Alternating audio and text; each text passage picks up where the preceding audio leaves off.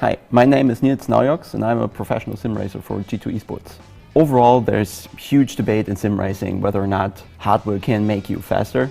I don't think in particular if you have the talent, the hardware will make you shine or put you at the back of the field.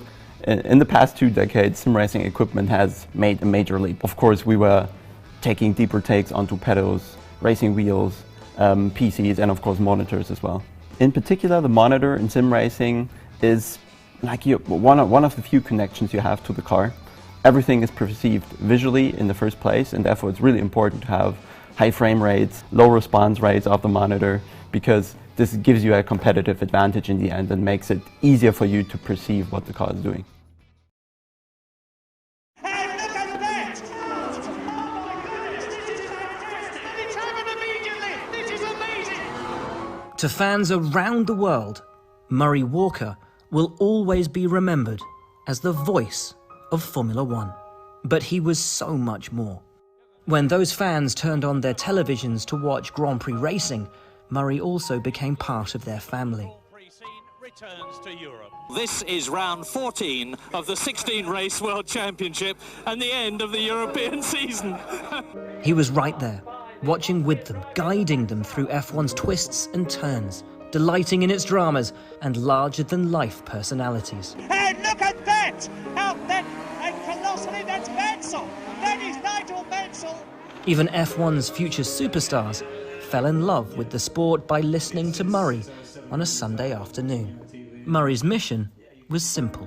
He wanted to share his passion for motorsport, and it didn't matter if it had 2 wheels or 4. Murray just wanted to talk about it. To put it very mildly indeed.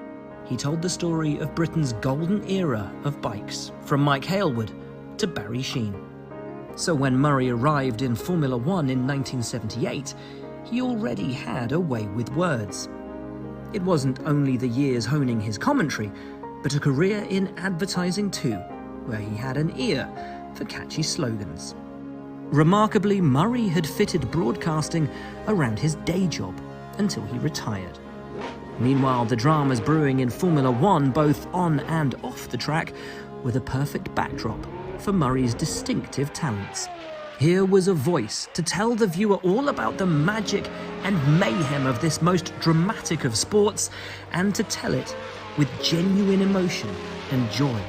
You've joined us at a tremendously dramatic moment. My goodness, what excitement at Monaco. In 1980, James Hunt, the charismatic 1976 world champion, joined Murray in the BBC commentary box. Like most F1 teammates, there were moments of friction, and the pair had to share a microphone so they didn't both talk at once. But over time, their chalk and cheese pairing became one of Formula One's famous double acts. Murray, the pants-on-fire commentator, and Hunt, the laid-back but no-nonsense analyst. And Prost has yet to take his fellow Frenchman, René Arnoux, who says, the reason I'm going so slow these days is that I'm used to turbo cars, and these normally aspirated engine cars are a very different kettle of fish to drive, he says. And all I can say to that is bull. So anyway, there goes Arnoux. Many of the drivers Murray talked about on track seemed to adore him too. He respected all the drivers and told their stories with care and attention. Murray said no other driver gave him more drama to describe than Nigel Mansell. Murray providing the soundtrack as Mansell Mania swept Formula One to unprecedented levels of fandom in the United Kingdom. They'll both go out! And Mansell is furious, furious! No, Nigel, first of all, will you carefully and slowly take your hat off? You've got an enormous bump on your head. Can you let them see it? I don't know whether... There you go. Right up there. Oh, I'm sorry. A family tie connected Damon Hill with Murray. He commentated on his father Graham Hill's own stellar career and followed Damon's from the start. And when Damon finally won the world title in 1996, the emotion was only too real. Damon Hill is the world champion of 1996, and I've got to stop because I've got a lump in my throat. Late in his career, Murray formed a formidable new partnership with Martin Brundle, the duo guiding fans through the early years of Michael Schumacher's dominant Ferrari reign. And when Murray retired from the commentary box in 2001, Michael happily agreed to one more interview with Murray to mark the occasion. Yeah, here we are. Here's Michael Schumacher. Behind the drivers. Oh, I would like to present this. Michael. I would like to thank you for all the job you have done for us so far. God, I don't know what to say. Michael Schumacher's just given me a bottle of champagne, which has been signed by all the drivers. Thank you very much indeed, Michael. Martin, bless you. Bless you. Murray's unbridled passion, his ability to immerse himself so deeply, sometimes led to the wrong words coming out, or at least in the wrong order.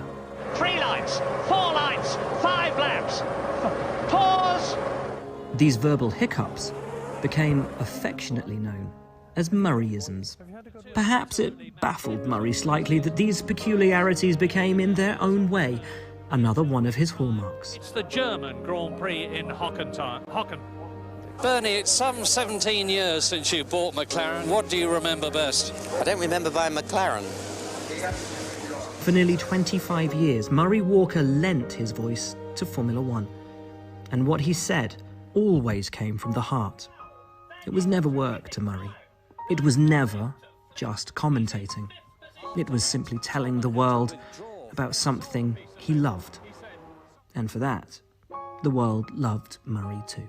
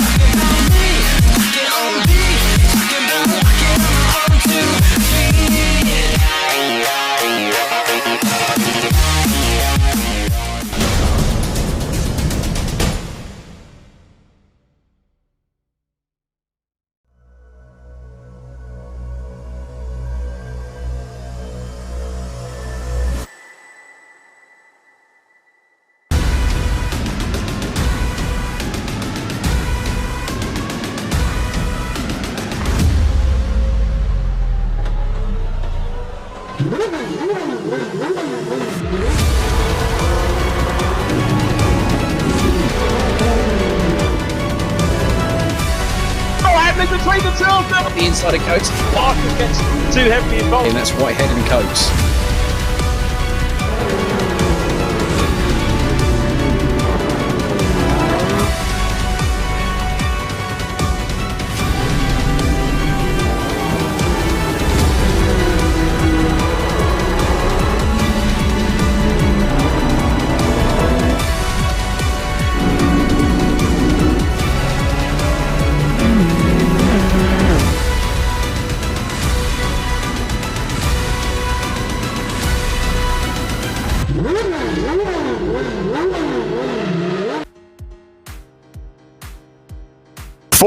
Races done, 14 drivers in with a chance of winning. The MSL FastR Touring Car eSeries with PowerMax Racing, powered by VRRC. Welcome everybody to the final two races. We're on the Brands Hatch Grand Prix circuit, as befits any good touring car showdown.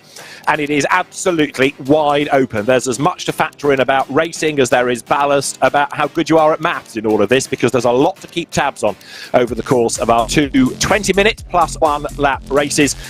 And picking a champion is a bit like taking an entry list and a pin and inserting part A to part B, because it could be anybody's over the next couple of hours or so. David Addison and Andy McEwan with you for the final time in what has been, Andy, a fantastic championship.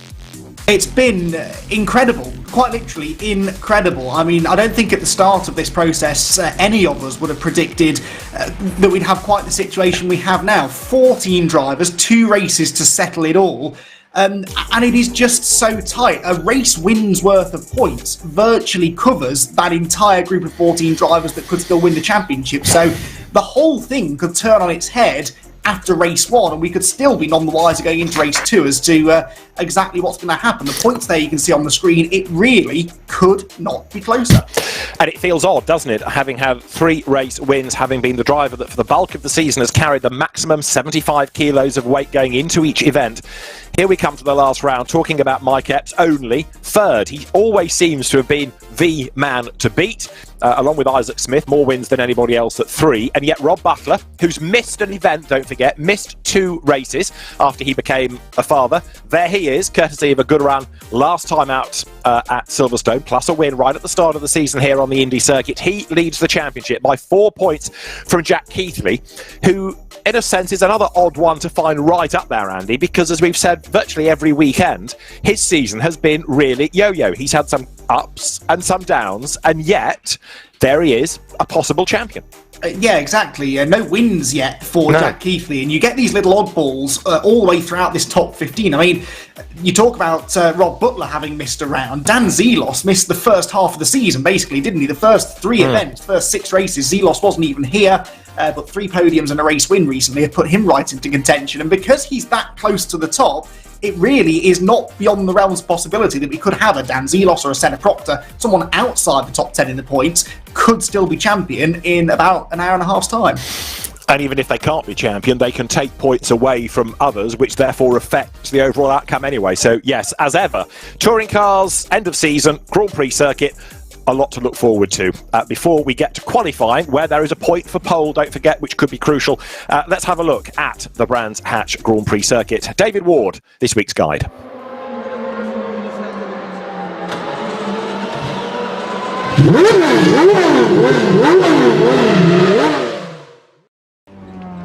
Hi, my name's David Ward and drive the Honda Civic for FastR Esports, and I'm going to take you for a lap of the Brands Hatch GP circuit.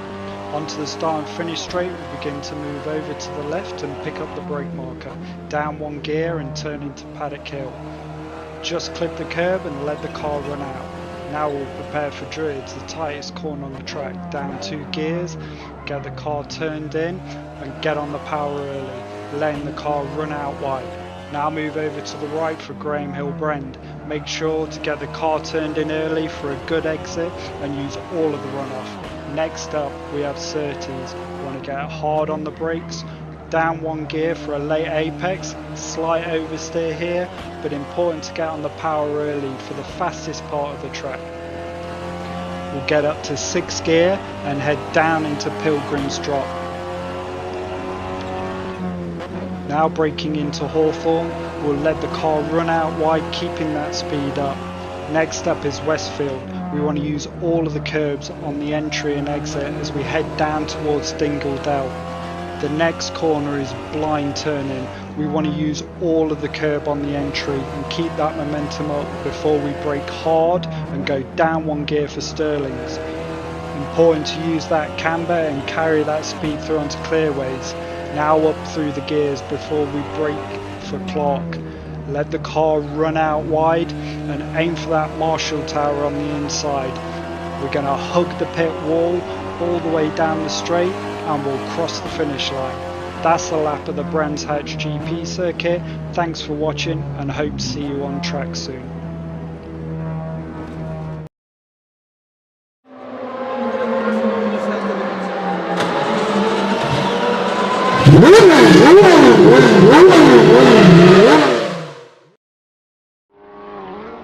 So qualifying underway. There is the championship leader, Rob Butler. Just to remind you who the Magic 14, as it were, currently are: Rob Butler, Jack Keithley, Mike Epps, Jordan Brennan, Charlie Oliver, Callum Newsham, Max Bird, Dave Marshall, Robbie Stapleford, Isaac Smith, Senna Proctor, Dave Newsham, Dan Zelos, Max Goff. Those are the 14 drivers who mathematically have a chance of winning the championship. As we keep saying, it is an extraordinary number. We'll lose a few, no doubt, from the list of possible champions as we get through race one, but it is going to be still a mighty competitive second race, and anything could yet happen. Jack Keithley, hard at work, Williams Esports driver, of course, and somebody that has on occasions flown under the radar. You sort of ignore him, and other days he's been bang up there at the front. It's been a really odd sort of a season, hasn't it? Yeah, as I said, no wins yet, and 4 podiums isn't necessarily something you think was much to write home about, but he's been consistently inside the top 10. And don't forget, though, that he, like Rob Butler and Mike Epps, also had a weekend where he didn't score any points. Croft was a pointless pair of races for him, so the top 3 in the championship have all had that one weekend where they've maybe been a bit short of luck, and what they'll be hoping is that they've had that bad weekend now, and that it's not going to happen at the finale. That's always the fear, isn't it? When you've managed to avoid too much trouble throughout the previous 7 events, you kind of get to the finale thinking, well, surely it's my turn next to have a bit of misfortune. So Jack Keithley, Rob Butler and Mike Epps might be quite happy to have got that out of the way by now. Jack Keithley is one of many in the leading 14 with championship penalty points. It's almost like having a drop score within the championship. So if you gave him his penalty points back, he'd be on 125 and ahead, but actually jointly ahead with Charlie Oliver, who's got a whopping 13 championship penalty points that you incur for various misdemeanours across the course of the season, largely driving standards related. The one that hasn't got any penalty points is Dave Marshall, and he is currently the quickest from Senna Proctor. You've got to feel a bit for Senna, because the only win that he's had was then taken off him for infringement during the race, so he is effectively winless. Dan Zelos 3rd in the times, Max Goff 4th, and where is Rob Butler in all of this? Of course, the championship leader way back in 18th. Now, next thing to factor in, of course, Andy, is the ballast. Hilly circuit, the Grand Prix circuit, lots of ups and downs, and the weight will play a part round here. Yes, it's not the easiest of places to carry the ballast. As you say, lots of ups and downs. That means that accelerating in particular up a steep hill, as they do out of Surtees there, for example, not easy. However, the Grand Prix part of the circuit, perhaps it doesn't affect you too much. Once you get the speed up, it's not that hard then to carry the ballast. Having said that, all of those that are carrying significant ballast are struggling. Mike Epps here carries 57 kilos by virtue of being 3rd in the championship, makes a bit of a mistake there coming out of Westfield Corner. He is only 10th at the moment. Jack Keithley, who is the 2nd heaviest car out there with 66 kilos, he's only 12th. And as you said, Rob Butler, points leader, down in 18th. Mike Epps has spent more of this lap on the grass than the tarmac, so I doubt, in a way, that we're going to see another improvement from him here. And with only 5 minutes to go, I wonder whether Mike might be a little concerned. In fact, he bails for the pit lane to try and get an extra set of tyres for his final run. We were kind of saying, weren't we, off air before, David, that this is the first time Mike has not been carrying maximum success ballast since we were here on the Indy circuit for rounds 1 and 2. So I maybe expected a bit more than now 11th place in qualifying. But he knows how to do this, Mike Epps. You don't rule him out until the checkered flag comes out, do you? I know there's only 4.5 minutes to go, but Mike always gives that impression of being able to pull something out of the bag right when is required. Equally, he might already be thinking of the weight and trying to work forward to that reverse grid front row, but that's a bit of a gamble given that there are so many other drivers to factor in. And quite often, if you're going for a championship, you are able to take account of what your main rival or rivals are up to. I suspect with 13 other people to take into consideration, that's pretty much impossible. Yeah, exactly. You kind of just have to go for it, don't you? And sort of hope for the best. But it does mean that because we've got so many drivers that are within such a small blanket of points, 25 points cover 1st to 14th, with still 43 points left on the table. So virtually every overtake that we see for a points-paying position, remember, points are scored all the way down to 15th in each race, so the vast majority of overtakes we see out there are going to have some bearing on the championship. The one driver, I suppose, that we don't have to worry about too much is Max Coates. Max does not score championship points. He is a guest driver in the series, and so he is the only one maybe that if one of the championship rivals find him bearing down on them, they might not fight him too hard, because when we get to the end of the race, you delete him from the race order, everyone behind him moves up one place anyway. That's right, in terms of the points scored, yeah. So that's something else we've got to factor in. You might be lying 6th, for example, but if you're behind Max Coates, then you're getting 5th place points. Now, there is Max, hard at work. It's good to have him in this championship. As we say, he's really here as a guest to give the AOC Gaming entry extra track time, but it's a shame he hasn't been able to do the whole season, and indeed isn't scoring points. We know from Clio's and the Mini Challenge most recently what a competitive driver he is, and Max Coates currently 6th in the championship, but of course he's ballast free. Dave Marshall, who is the fastest, has really fallen away, 8th in the championship, so he comes here with only 21 kilos of extra weight. But Senna Proctor, out of the top 10, ballast free, and he's 2nd. Yeah, Senna Proctor is one of those 4 drivers in championship contention who don't have to carry ballast. And remember, the ballast is carried across both races, so it doesn't adjust after race 1. So for the entirety of today's racing, Senna Proctor, Dave Newsham, Dan Zelos and Max Goff are weight free, and that's going to help them now in qualifying. Obviously, they'll be able to set a good pace, buy themselves some good track position for race 1, but then in race 2, it should make overtaking a little easier on a circuit at which overtaking can sometimes be a bit of a premium, especially if you're then hampered by a significant amount of weight. So I'm going to go out on a bit of a limb here and say that given the run that he's had recently, I am not writing Dan Zelos in particular out of this championship fight. Dan arrives at this race 24 points off the championship lead, but 75 kilos lighter than the points leader, and look at him, 3rd on the grid. A podium result in race 1 puts him right in the conversation going into the finale. Yes, I was thinking Dan Zelos myself, actually, a little while ago, because he's just looked very, very impressive since he arrived midway through the championship. But as you say, he's just got on with the job, he's scored well, and has been a race winner. 9 different drivers have taken race wins, actually make that 10 in a sense, because Senna Proctor won on the road, but it didn't keep his win. That goes to show you how competitive the championship is as well. And we're almost at the end of qualifying now. Straight away, you've got to think points here, because Dave Marshall could be on for an extra point, which would bring him equal with Callum Newsham and Max Bird up to 111. So straight away, the championship situation would start to be affected, wouldn't it? Yes, but Dave Marshall only has that pole position by 93 one-thousandths of a second over Senna Proctor. Fellow Honda driver here, Max Bird, down in 11th place at the moment. He is carrying 33 kilos because he is 6th place in the championship. Jack McIntyre is one of the few drivers out there who's not fighting for a championship. He just wants to try and end the season with some good results. He's got a grass-tracking Peugeot up the road there. That is Rob Butler, isn't it? Number 74 car, championship leader, who is not going to improve on this lap from 20th place. Oh dear. But Jack McIntyre hoping that he can, so too Alex Toth-Jones, another driver who was a late entry into the series and has had some real flashes of pace.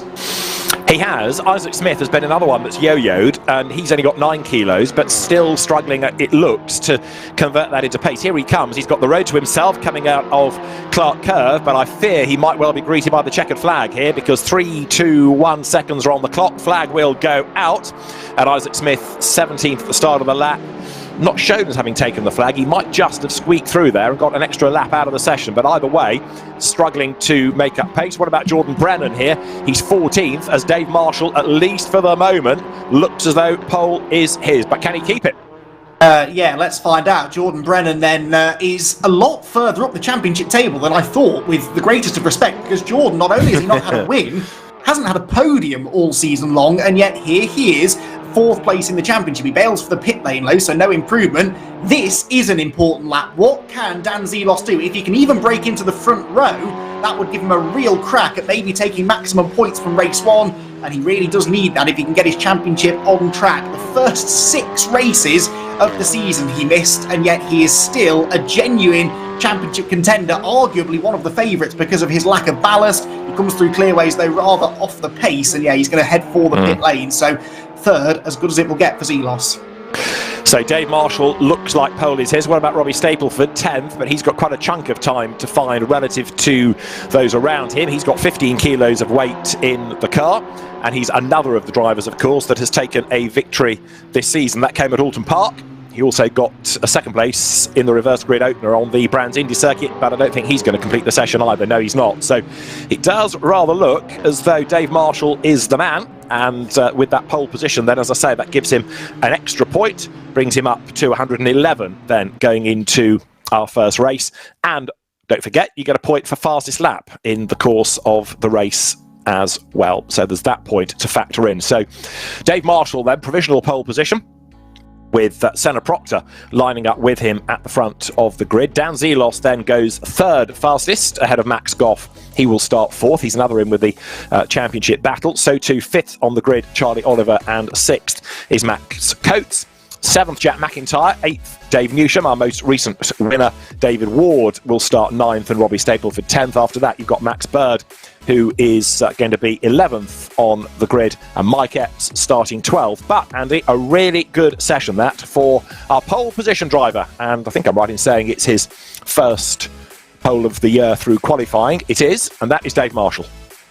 Yeah, really good performance there for Dave Marshall. Really important one too. Dave, congratulations. Not a bad time to get your first pole position. Yeah, cheers for that, Andy. You know what? Fair stressful, the strategy I've had all season. I very quickly realised that with the weight, you definitely don't want to be coming into the last round with, you know, the ballast of the top 3. So yeah, I mean, a bit of a strange scenario in the last race to be actually letting cars pass to try and calculate points and where you're going to be in the championship table, but I think I managed to judge it just about right. Only losing out to the 2 places in front by a point. So if I've been that 1 point higher, there's an extra 2 places worth of ballast. So it's a bit risky, but it looks like it's paid off so far, Andy.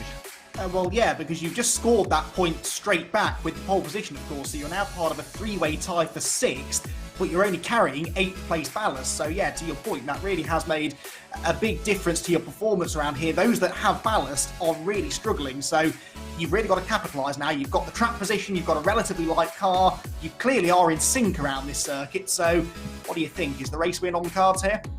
You know what? I've always gone reasonably well at Brands GP, and I love the track, especially if you can get in the floor early. It's really nice track to drive. But, you know, I mean, the weight really hurts you around here regarding lap time.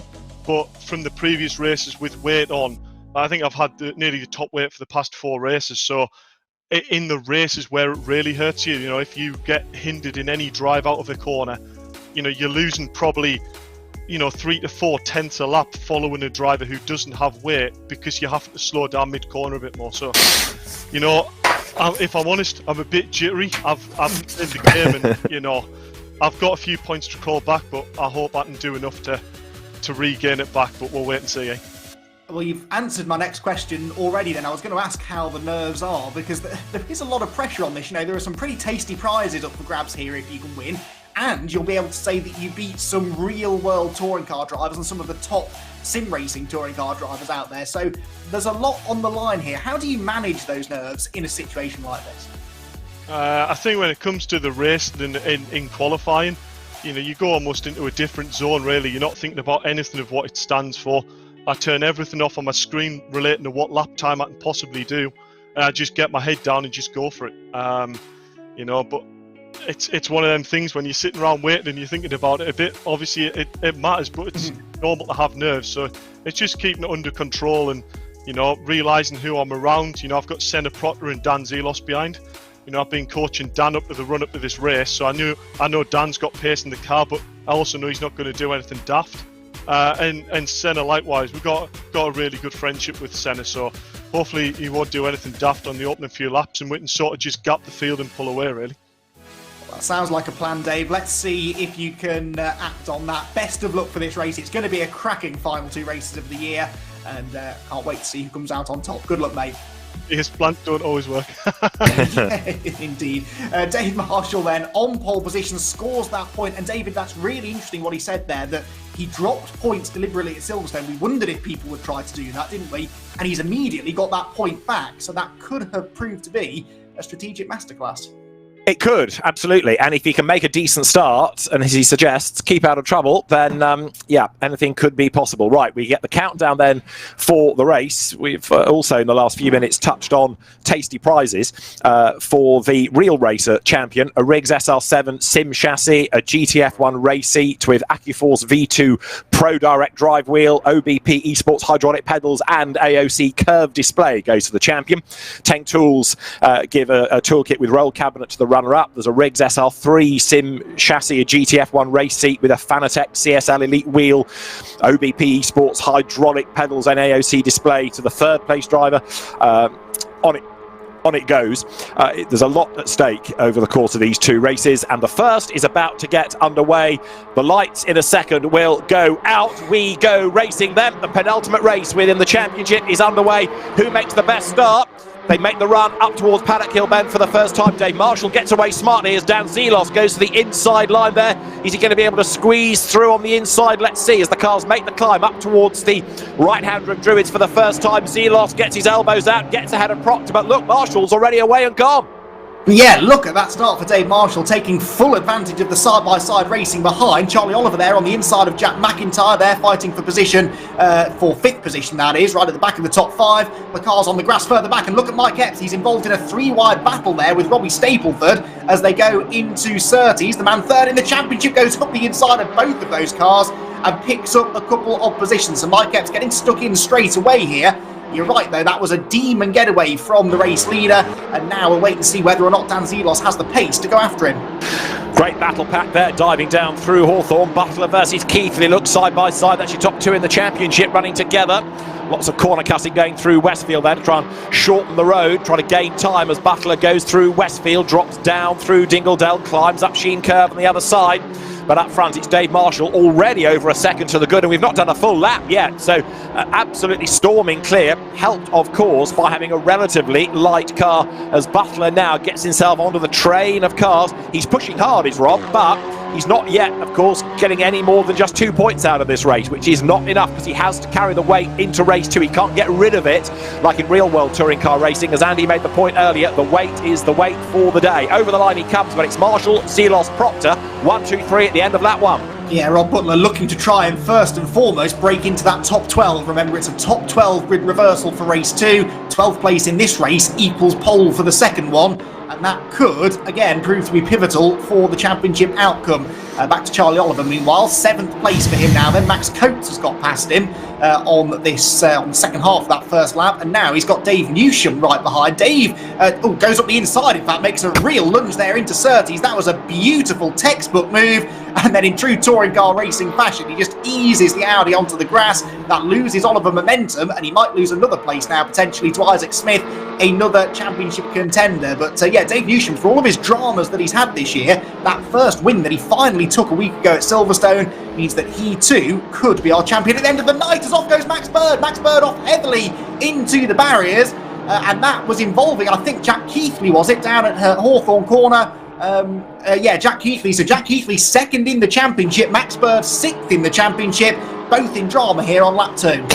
Okay, so Jack Keithley falls way back as a consequence of all of that. Dave Marshall, though, is still building that lead over Dan Zelos. Senna Proctor runs 3rd. McIntyre is 4th. Max Coates fighting the car 5th on the road ahead of Max Goff, but of course Max G will take the 5th place points. Were things to say as they are, because Max C doesn't score, goes over the timing line now, and Max Goff has a cheeky look to the inside. Max Coates' car looking a lot looser than that of Max Goff behind him. You've got Dave Newsham 7th, Isaac Smith is 8th, Charlie Oliver 9th, Mike Epps creeping back into the mix now in 10th place, but Rob Butler is still mired down in 14th as you watch Max Coates at work, and right now all he can do is defend. He can't attack because he's fallen away from Jack McIntyre, going very strongly indeed again in 4th place, but the race leader, even though he was 1.2 seconds clear early on, it's fluctuating a bit now. Dan Zelos had brought it down to within a second heading up towards 30, so I don't think Dave Marshall is home and dry just yet. No, Dave Marshall, of course, is a little bit heavier than Zelos, and that might take its toll, especially in the second half of the race if tyre wear starts to become an issue. So we'll keep an eye on that gap. It was about 1.2 to start with. As you said, it's come down a little bit now. Martin Richards here in the Powermax liveried Peugeot, 17th place with Max Edmondson ahead of him, and his teammate Alex Toth-Jones just behind. And looking at that timing tower, Jack Keithley, look, he dropped all the way down to now 21st place. So Keithley is out of the points at the moment. And so that means that he's going to lose a lot of points as far as the championship's concerned. Edmondson runs wide. There is Keithley. Now, how much damage has been done to the car as well? We didn't really see how Keithley was involved with Bird. We saw Bird made pretty significant contact with the Armco. Keithley's car definitely is bearing a few witness marks. And look, Callum Newsham right behind him. So Callum Newsham also has been in strife here in the early stages. Yeah, so that's 2 of them, Keithley and Callum Newsham, who were in the fight for the championship. And of course, Max Bird was in that 14. So 3 of the gun drivers all in strife. As you look at Jack McIntyre now coming up to have a go at Senna Proctor. Charlie Oliver hanging on to 8th place against Isaac Smith, who is crawling all over the back of him now. Mike Epps is there in 10th, inching up onto the back of them. Clock ticks on down then. The first quarter of the timed element has gone by as Oliver runs way out wide, coming out of Graham Hill Bend. Actually doesn't compromise the run onto Cooper Straight too much, but again the car looking a little bit nervous as it turns its way through the left surtees. Charlie Oliver, don't forget, has been our fastest lap king because he has taken not fastest lap in every race, but certainly more than anybody else. He has just shown extraordinary pace at the majority of races. He's been a race winner and has certainly been one of the regular front runners within the championship, but on finals day, has he got the pace to now claw his way back up through the field as we go on board with Robbie Stapleford? He is 12, that's Jordan Brennan ahead, and Robbie makes a move then, comes up to the outside line. He's got 15 kilos of weight on board, and Jordan Brennan doesn't give him a lot of room. Yeah, Jordan Brennan with 48 kilos, so perhaps you can understand how he's holding Stapleford up a bit here, and Stapleford can see the way that Mike Epps has driven away from this pair. You can see Mike up the road. He's almost on the tail, actually, of that next group, so more points perhaps in the offing here for Mike Epps, and Stapleford would really like to get himself into that battle as well. Right now, though, Robbie would be on pole position for race number 2, and as you made the point earlier on, he benefited pretty well out of the reverse grid race on the Indy circuit at the start of the year, finished second behind Rob Butler. So Robbie Stapleford in a position maybe to score some points back in race 2. As long as you can stay within 21 points of the championship lead after this race, you could still overhaul that, mathematically at least, going into race number 2. But realistically, you'd want to be within single figures, I think, wouldn't you? Within 10 points of the championship lead. Dave Newsham here turns his way through Surtees corner, 6th position for him, and Max Coates now starting to ask all the right questions of Dave Newsham, isn't he? Newsham had a bit more of a gap, I think, last time we saw them. Absolutely right. Whereas ahead, Max Goff trying to get away, so he is escaping from the battle pack behind him. Actually, possibly Dave Newsham might be able to get away from Max Coates here. We will see as there. David Ward makes his dive to the inside of Robbie Stapleford, goes 12th on the inside, heading through Hawthorne. Bit of hip and shoulder, forces Robbie Stapleford off the road and back on again. Behind them is Rob Butler, who is still in only 14th place. Not only is he not scoring very well, he's not making progress, and there's no real sign that he's about to come storming through, so that weight is really affecting him here. Yeah, it is, isn't it? It's just hard to pass. The places where you need to be quick to overtake people around here, under brakes and in acceleration out of the corners, they're the 2 places in which the ballast really hurts you. David Ward then through the final corner. Robbie Stapleford still on his tail, trying to... no, hang on, he's lost a place, hasn't he? Yes, so David Ward's got past Robbie Stapleford on this lap, and that means that Ward now would be on course for pole in race 2. Mike Epps, though, has caught Isaac Smith, so this is Mike Epps 3rd in the championship, Isaac Smith 10th in the championship. Smith is the lighter of the 2, quite significantly, but this is a real testament, isn't it, to Epps' raw pace. Even though he's significantly heavier, he's bridged this gap with relative ease. Yeah, that Ward-Stableford switch was the one we saw up at Hawthorn with the rally crossing that Robbie Stableford was rather forced to endure. A quick look at lap time suggests at the moment that Dave Marshall is the fastest man on the circuit. So again, bear in mind there's an extra point for the fastest lap. So getting away from the traffic, getting out of a battle, not wasting time by defending, again might well play into his hands as Mike Epps battles on them. Mike still in 10th place as you see Stuart Lyons coming up now to have a go at the Power Max Racing backed car of Alex Toth-Jones, the former Ginetta and Porsche racer. Stuart Lyons, who's been an occasional British touring car competitor, came out of Minis and the Volkswagen Racing Cup seasons back, and of course he looks after a number of real world championships now, does Stuart. 17th place with Jack Keithley, the man chasing after him. Yeah, Jack Keithley trying to close in, and really needs to try and close in, doesn't he? But I'm not sure. Yeah, well, top 15 is doable maybe if Keithley gets a wriggle on. We're not quite halfway through this race, are we? So he could salvage a few points, but obviously he's going to lose a lot of ground in the championship as it stands. Mike Epps there never looks that animated behind the wheel, does he? I've commented before that he looks like he's almost bored, but I'm sure he's not. His heart rate will be up here. He knows that every point that he can get in this race, especially over another championship rival, could be pivotal. That's what he's trying to do. 9th place here is on offer if he can find a way past the Peugeot ahead of Isaac Smith. They drop into Graham Hill Bend. This isn't really an overtaking opportunity, but a good exit from here, which neither of them got because they're both on the grass, could allow you a chance to get up the inside into Surtees. Surtees is one of the better places to pass around here. On this occasion, Mike wasn't quite close enough. Yeah, you can sometimes strike at Graham Hill Bend, can't you, if you sort of tee it up at Druids. If somebody's compromised there and offline down the hill, there might just be an opportunity. Of course, that corner reprofiled a couple of decades ago into a kink in the corner rather than one flowing left-hander. Epps right onto the back of Isaac Smith coming through Hawthorn, goes one side and then the other. Isaac getting his elbows out there, keeping Mike Epps at bay as they turn through Westfield. And again, Smith looking a little bit more rattled now. He's had 3 wins, Epps has had 3 wins, and Mike crawling all over him, but he goes deep there coming out of Sheen Curve, and that's cost him a couple of lengths. Yeah, that was a mistake, a rare mistake from Mike Epps, really, wasn't it? We don't see him off the road all that often, but the pressure maybe just starting to tell. As it stands, by the way, Dave Marshall would have the championship lead after this race, would you believe? By my reckoning, he's got a 5-point advantage as it stands over Rob Butler, with Epps 2 points further back in third. That's all very provisional, partly because the race isn't over yet, and partly because I can't count. But as my spreadsheet tells me, that's the situation. But it might change now because Max Coates goes up the inside of Max Goff.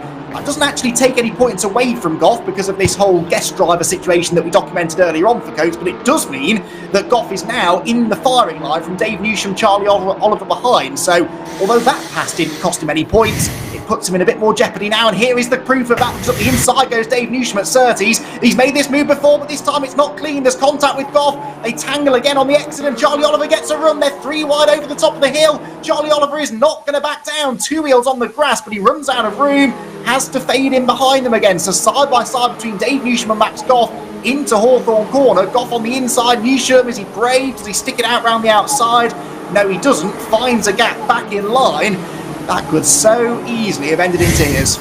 It was a good save though from Max Goff, and he's got the place back then. So Dave Newsham, a little bit aggressive arguably, but he perhaps with a little bit of self-censorship has given away the place. We've got another one off the road there, which was Jordan Brennan falling way back into 16th place.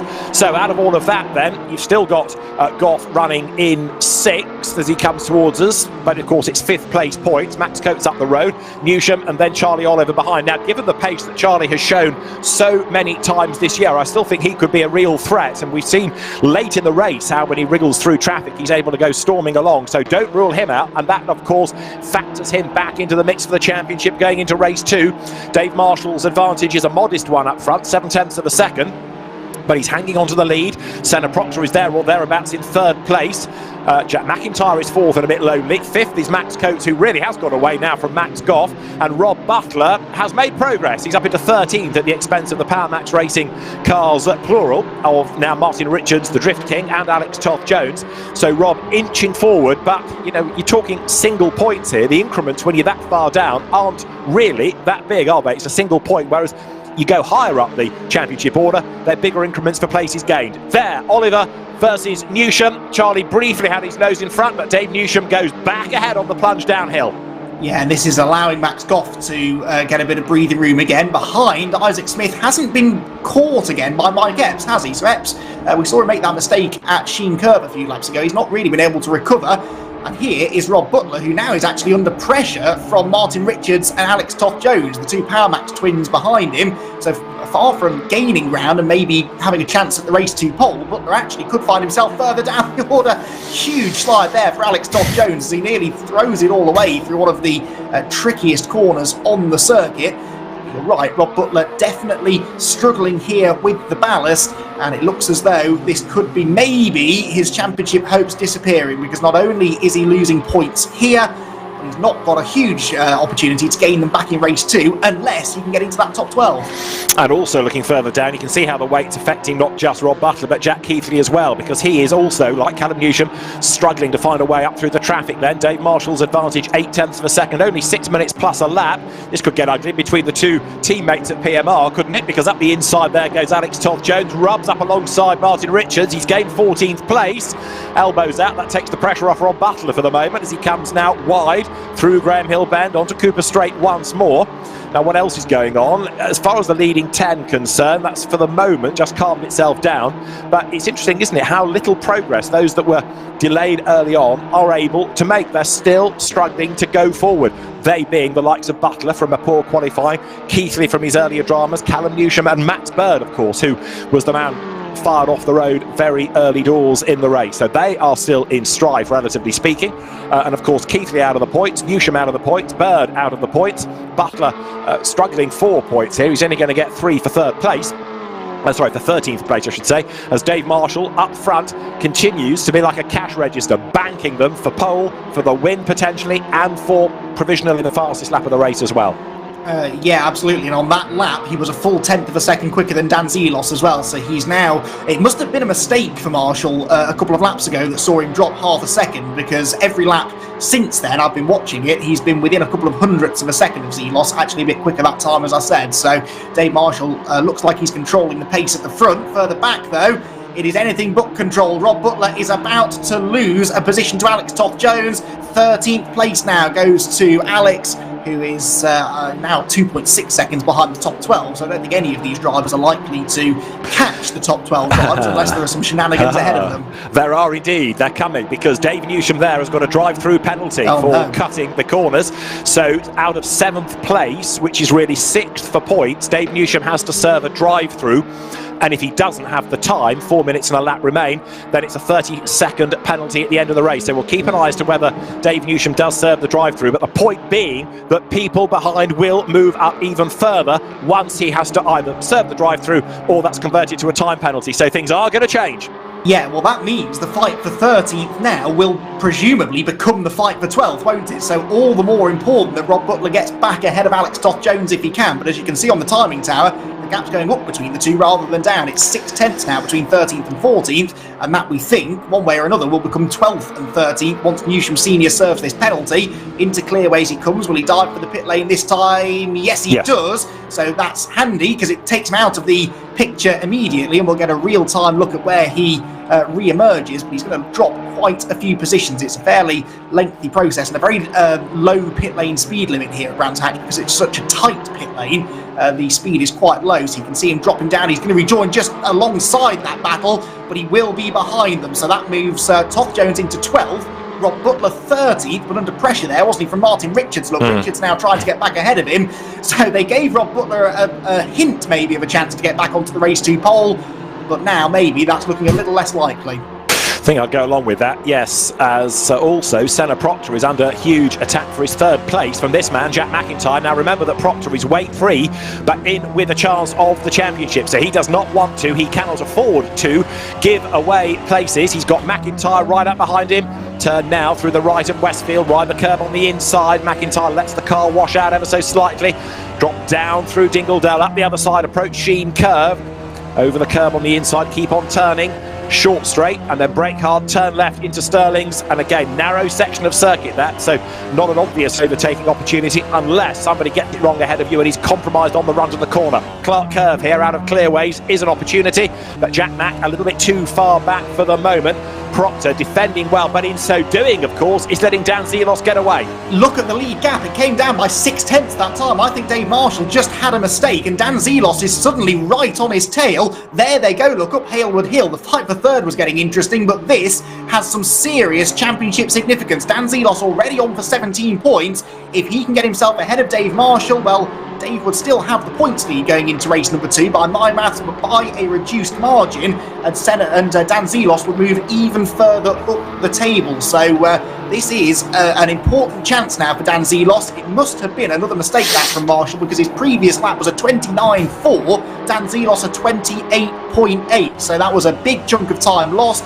We can see them on the inset as the third place battle comes down the hill. Completely different dynamic here. Only one of these two drivers is fighting for the championship, and it's the car defending. Jack McIntyre doesn't care about the points. He just wants to get another podium here in the penultimate race of the season. Ideally, he'd like a win out of the weekend if he could possibly do so. This final brace of races within the MSL FastR Touring Car eSeries with PowerMax Racing powered by VRRC. Senna Proctor, who is also after a win, a maiden win, keeping Jack McIntyre at bay for the moment, but McIntyre looking the quicker of the two. We're going to squeeze 2 more laps out of this, I think, given the clock being at 50 seconds. So there's the time plus the regulation lap as Senna Proctor, who of course has been a real world touring car race winner at Brands Hatch for PowerMax Racing going back a few seasons. He hangs on to third. McIntyre right there behind him in fourth as they come up towards the line. They'll break the beam in a moment and go through now. Do so up towards Paddock Hill Bend. Half a minute of the timed element to go as McIntyre slides into Paddock. Does that compromise him? It does. Loses 2 lengths there. Yeah, that means he's not close enough to have a go into Druids, which again is another possible place to try and pass. Meanwhile, Zelos not letting Dave Marshall get away with that mistake, is he?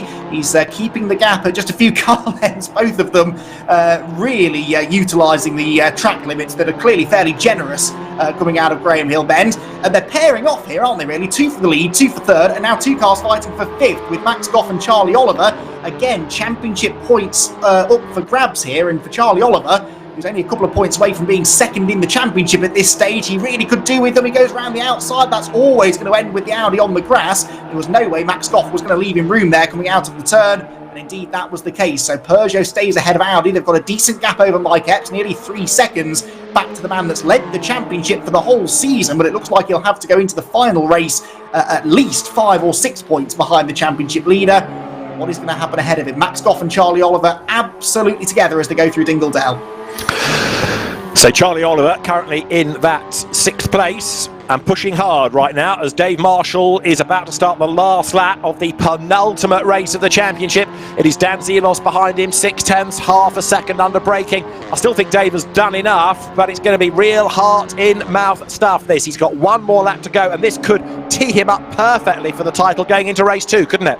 It really could, couldn't it? Meanwhile, behind, as hard as it is to drag our eyes away from this, there's been some big changing for 12th place. Dave Newsham had got himself back into 12th, but he's just gone off the road. So Rob Butler is once again on a course now for race 2 pole.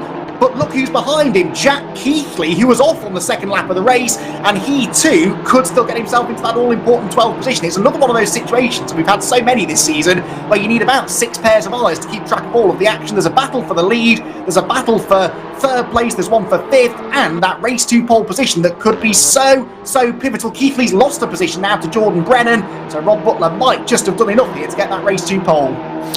Let's see then, but right now it is all eyes on Dave Marshall there, because he is looking oh so good for a race win. In the meantime here, Max Goff keeping Charlie Oliver at bay. They need to stay in the battle for the championship. Max Goff was the 14th driver in the 14 coming into the race, and they're getting a little bit roughed up by Charlie Oliver, who's going to go 5th on the inside line.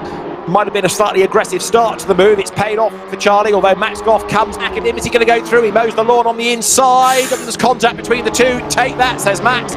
Charlie Oliver goes into the gravel as the leaders come out of Clark Curve, then checkered flag at the ready, and it is going to be a race win.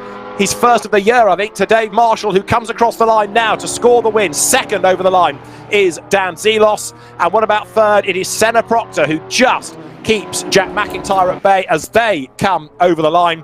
5th place, it is going to be Max Goff. And then 6th position.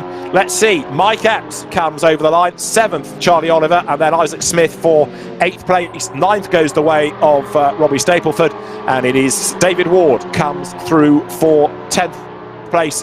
What about 11th? Alex Toth Butler does take 12th then. So 12th for Rob Butler, that is pole for race 2, and that could be absolutely crucial.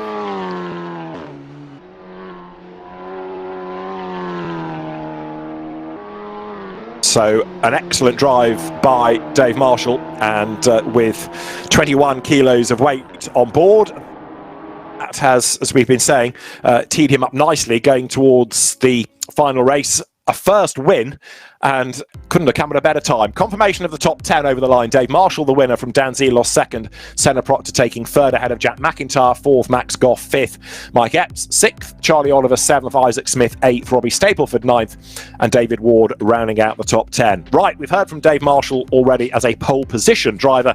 Now he can celebrate a race win, and he's headed to the interview booth. So too has Andy McEwan.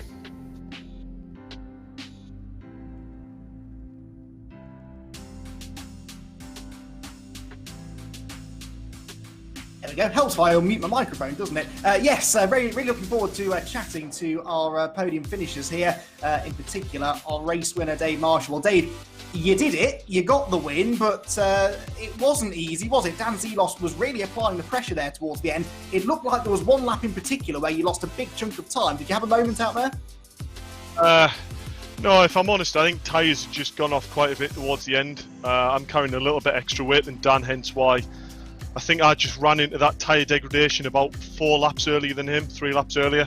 And then we sort of, he gained within that second, and then, he dropped back to that second, and we were sort of there for quite a while. And then the last 3 laps, it was just a case of bringing the car home. I knew Dan wasn't going to do anything daft. I could tell he was pushing, but that's exactly the time when if you try and push as well, especially on tyres that aren't fit to do so, that's when mistakes can happen. So I was just bringing it home really, and Dan wasn't making it easy though. Well, no, didn't think he would, quite frankly, because the championship here is very much on the line, isn't it? I mean, you came into the weekend with a slender advantage. By our reckoning, you've now extended the margin to something like 5 points over Rob Butler. Now, that's quite a sizable margin, given how tight the championship's been. But now you have to start at the back, and he's at the front. So what is the game plan coming into this all-important race? Well, I know fine well. I can just see now we're spawned in on the grid. Rob's unfortunately got reverse grid, Annie, so he's going to be a sitting roadblock, really. He's not going to make it easy for anyone to get past, because why would you? He's that close to the championship. He's in the prime position. Mike Epps is just up in front. He'll be trying to push through and get the positions. But more to the point, my key rival, Jack Keithley, is behind me. So regarding the championship, I'm not really thinking of the overall at all. I did this with the Mini as well. It's too much to try and think of 2 separate championships at the same time. So the priority, bring home the Sim Championship. What result I get in the overall is what I get, but I'll be happy with the Sim overall. Anything else is a bonus. Well, we've just had confirmation that provisionally you're 5 points clear of Mike Epps and Rob Butler tied for second. So that's your advantage going into race number 2. We'll be watching with interest to see how it all pans out. Well done, though, on the win. It was a good time to get that win, wasn't it? So best of luck for race number 2. Cheers. Thanks, Andy. Marshall, then your race 1 winner. Now, second place was Dan Zelos, and Dan, just to heap some more pressure on your shoulders, I tipped you at the start of the night as possibly our outside bet for the champion. Well, that second place certainly didn't do you any harm. You've moved up a few positions. What do you think? Is the championship still on the cards? I think that's a little bit of a tough ask. I joined the championship a couple of rounds too late, I think. But no, I mean, Dave drove a massive race. I was pushing as much as I could, trying to put him off where I could, but he just had the edge on me. So yeah, a little bit disappointed not to carry on the win streak after I had a win last weekend, but you never know what can happen in this race too. So I've just got a little bit of connection issues at the moment, so I'm hoping I can sort it and get out on the grid. Right, well, in that case, we'll leave you to it. The last thing I want to do is distract you whilst you've got that to try and sort out. But Dan, well done on the podium, and best of luck for race 2. Zelos then, fingers crossed, gets those connection issues sorted. That would be unfortunate, wouldn't it? Third place for Senna Proctor, and Senna, you had your hands full there towards the end as well. You were coming under a lot of pressure from Jack McIntyre, who of course doesn't have to think about a championship. So does that make it harder in a way to defend against a driver who's got significantly less to lose? No, I mean, fair play to Jack. You know, he was mega fair with me then. Obviously, like you say, I have a championship to think about, and I'm going to be pushing for that as hard as I can in this race. But yeah, he kept me honest, and this race is going to be quite slow paced. I think with Rob Butler in front, nothing to do with his driving, just the amount of ballast that he's carrying. So I'm going to be doing my best to get up towards the front and challenge for the championship. Yeah, well, we've got you now 6th place in the championship, 119 points, with Dave Marshall on 132. So you've just got to get as far forward as possible here. What realistically do you think is a result that you can get here? I mean, a podium surely you feel is within reach. Could you even challenge for a win? Like I say, it's going to be a slow-paced race in my opinion. I'm going to crack on, give it my all, and see what happens. All right, well, we'll leave you to it then, Senna. Best of luck for this all-important final race. There you have it then, David. The stage is set for our final race of the season. Dave Marshall's got a bit of a cushion, but as we know all too well, it's never as simple as it seems. When the final race of the championship takes place at the Brands Hatch Grand Prix circuit, there are always fireworks. Are there ever? Right then, it all comes down to this. What a season we have had. Our 10th different winner. And we've got, of course, now the drivers making their way to the grid. There's one more, I think, still to join there. One car making its way round to the grid. So there's a gap on the grid. Was that Dan Zelos, I think, may be missing as the lights are about to go out. The championship showdown then from Brands Hatch is go. Does Rob Butler get off the line smartly? Let's see then as the cars surge their way now up towards Paddock Hill Bend for the first time. He does get a good start. So it is Rob Butler who leads the way. Bit of argy-bargy in the pack there. Look, as David Ward got turned sideways. Isaac Smith gets up on the inside of him. There's a car in the gravel at the foot of the hill at Paddock. And Rob Butler did lead to Druid. He leads coming out the other side. And as they drop downhill then into Graham Hill Bend, it is just Rob Butler in the lead. Right, there's the race to worry about. And there's all the championship permutations to worry about as Charlie Oliver gets some help onto the grass. And he comes back on and gets into the side of Mike Epps. It's all kicking off.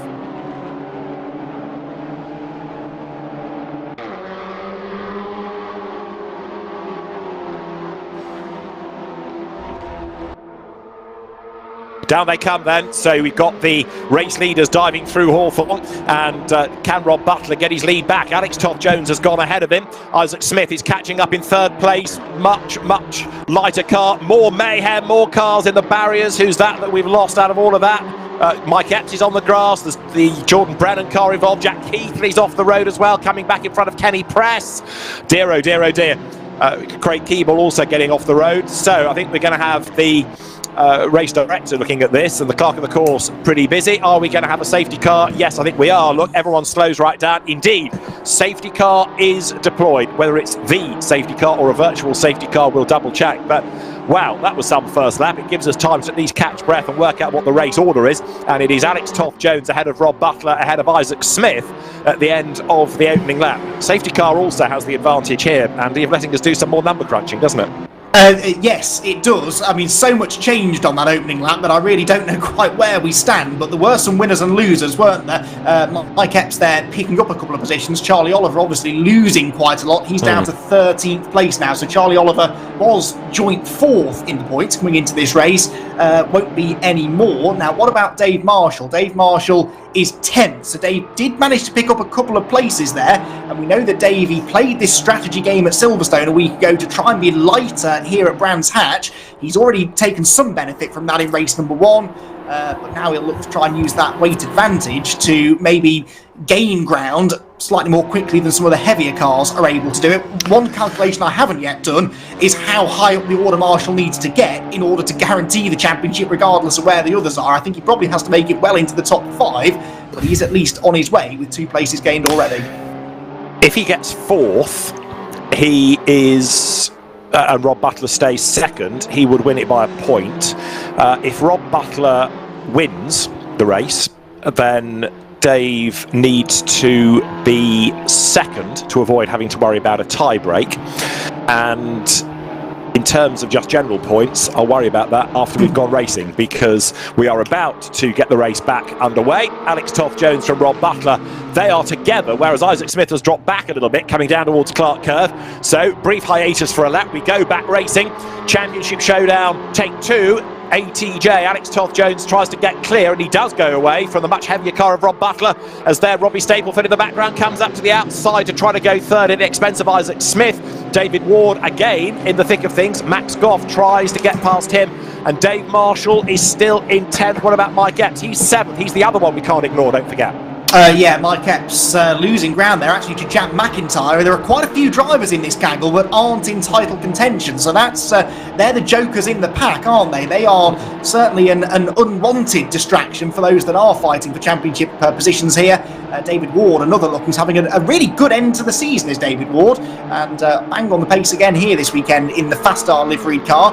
Top 2 getting away then everybody else queuing up for third. Isaac Smith, Robbie Stapleford, Max Goff, David Ward, Jack McIntyre, Mike Epps, and the list goes on. Stapleford up the inside of Isaac Smith for third place. Did he get through? The orange Cupra is on the inside line going towards Westfield Corner, and Isaac Smith, I think, is going to lose out. Yes, he's on the grass as well, and so Max Goff gets up the inside, and David Ward, and then it's Mike Epps and Jack McIntyre wheel to wheel behind them.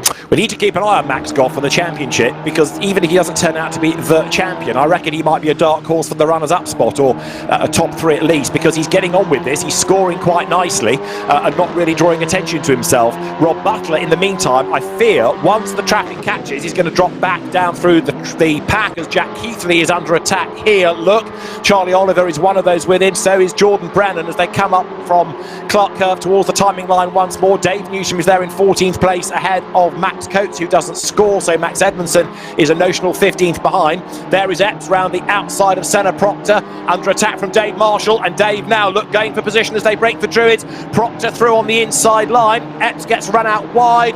Dave Marshall is almost alongside him, but the inside at Druids translates to the outside for Graham Hillband. No way through there, slots back in behind him, and so on to Cooper straight now. But Mike Epps, you can see here, he's not looking bored at all, is he, this time, Andy? That is concentration, and through on the inside, Dave Marshall relieves him of 9th place. Yeah, lovely move that from Marshall. Gets a bit of assistance on the exit of the corner from Mike Epps for his troubles.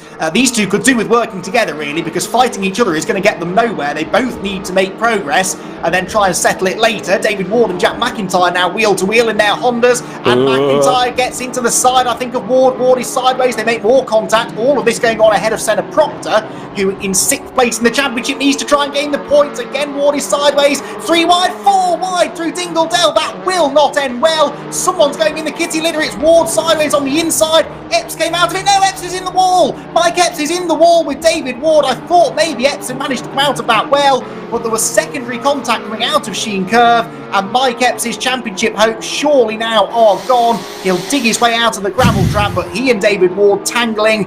I mean, David, that was never going to work. Side by side through that part of the circuit is risky enough.